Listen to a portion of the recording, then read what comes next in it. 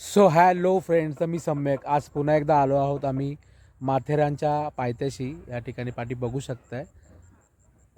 धुक्यांमुळे दिसत नाही तर माझ्या पाठी आहे चंदेरी गड, पण बघू शकताय मित्रांनो. माझ्या पाठी एक शेत आहे.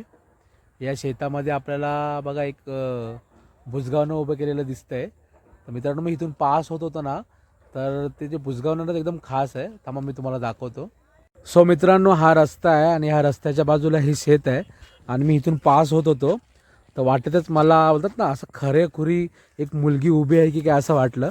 पण बघू शकताय हा या शेतामध्ये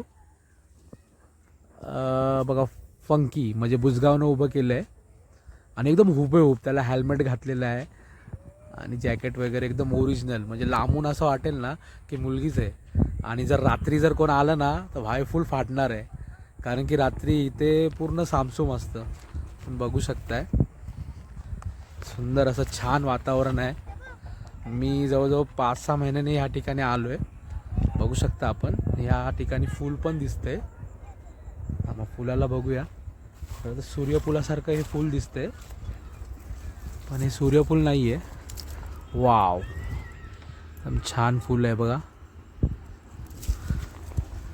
मित्रांनो. जवळजवळ थंडी सगळीकडे कमी झाली आहे, पण इथं मात्र वातावरण एकदम थंड आहे. बघा समोर चंदेरी गड आहे, बघू शकतो आपण.